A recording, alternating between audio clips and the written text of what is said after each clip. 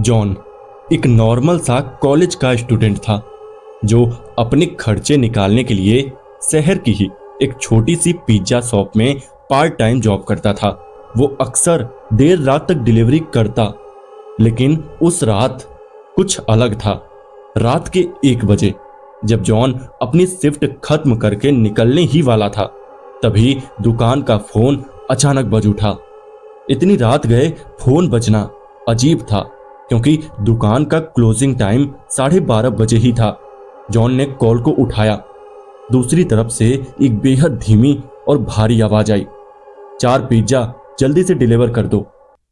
पहले तो जॉन ने मना करने का सोचा, लेकिन जब उसने सुना कि ऑर्डर 4 पिज्जा का है तो उसका मन बदल गया, क्योंकि बड़े ऑर्डर पर उसे अच्छा टिप मिलने की उम्मीद थी और उसे पैसों की जरूरत भी थी। जॉन ऑर्डर लेकर शहर के बाहरी इलाके की ओर निकल पड़ा। रात गहरी हो चुकी थी और रास्ता सुनसान था।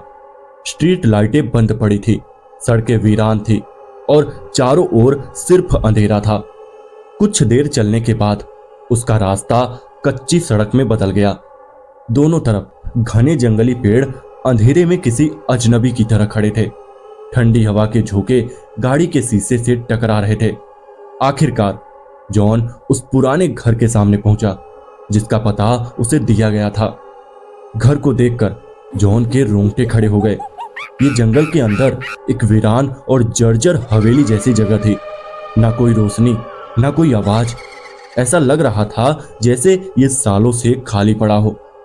जॉन ने अपने मैनेजर को फोन लगाया ताकि कंफर्म कर सके कि उसे सही जगह भेजा गया है, लेकिन मैनेजर ने कॉल नहीं उठाया।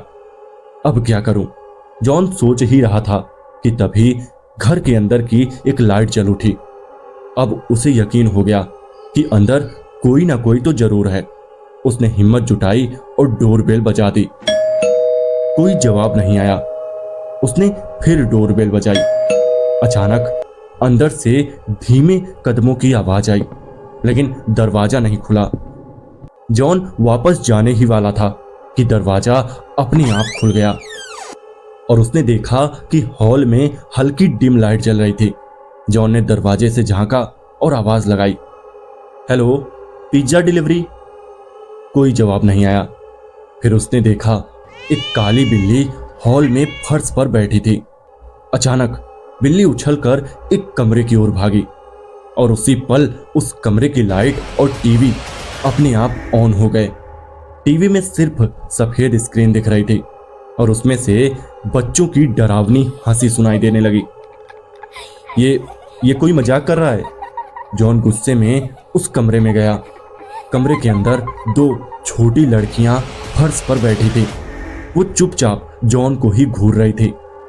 जॉन गुस्से में बोला, मैं कब से दरवाजा खटखटा रहा हूं, तुम लोगों ने दरवाजा क्यों नहीं खोला? लड़कियां बिना पलक झपकाए उसे घूरे जा रही थी। फिर जॉन ने कहा, पिज्जा देने आया हूं, यहां कोई बड़ा है जिससे मैं पेमेंट ले सकूं? तभी उन लड़कियों की आंखें पूरी सफेद हो गई और उनकी चुप्पी एक डरावनी हंसी में बदल गई।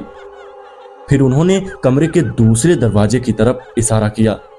जॉन ने जैसे ही पीछे मुड़कर देखा, उसकी सांसें रुक गई। उसके ठीक सामने एक लंबा काला साया खड़ा था। चेहरा झुका हुआ, घने बाल और आंखें खून जैसी लाल। जॉन के हाथ से चारों पिज्जा के डिब्बे नीचे गिर गए। वो पूरी ताकत से दरवाजे की तरफ भागा। पीछे से तेज चीखने की आवाजें आने लगी। वो जैसे तैसे बाहर निकला और बाइक स्टार्ट करने लगा, लेकिन बाइक बंद पड़ गई। उसने पीछे देखा, वो औरत और वो दोनों बच्चियां घर के दरवाजे पर खड़ी थी, उसे जाते हुए देख रही थी। जॉन ने बाइक को बार बार किक मारी, लेकिन वो चालू ही नहीं हुई। तभी बाइक का टायर अपने आप पंचर हो गया। जॉन के होश उड़ गए। उसने डर के मारे पुलिस को फोन किया और उनसे मदद मांगी। तभी उसकी नजर बाइक के रियर व्यू मिरर पर पड़ी। उसके ठीक पीछे वही औरत और दोनों बच्चियां खड़ी थी।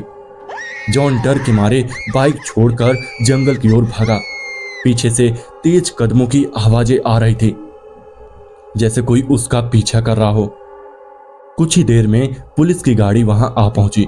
पुलिस ने पूरे इलाके की तलाशी ली, लेकिन उन्हें वहां कोई नहीं मिला, सिर्फ एक जंगली बिल्ली के अलावा। अगली सुबह जॉन को पता चला कि वो घर पिछले 3 साल से वीरान पड़ा है। 3 साल पहले वहां रहने वाली एक औरत और उसकी 2 बच्चियों की बेरहमी से हत्या कर दी गई थी। उस दिन जॉन ने जिन लोगों को देखा था वो इंसान नहीं थे। उस हादसे के बाद जॉन ने पिज्जा डिलीवरी की नौकरी छोड़ दी, लेकिन जब भी वो उस रात को याद करता तो उसकी रूह कांप उठती। तो दोस्तों, कैसी रही ये वीडियो या कैसी रही ये कहानी, कमेंट करके जरूर बताइएगा। और हाँ, चैनल पर नए हैं तो चैनल को सब्सक्राइब जरूर कर लेना। तो चलिए मिलते हैं ऐसी ही किसी और कहानी में, तब तक के लिए बाय।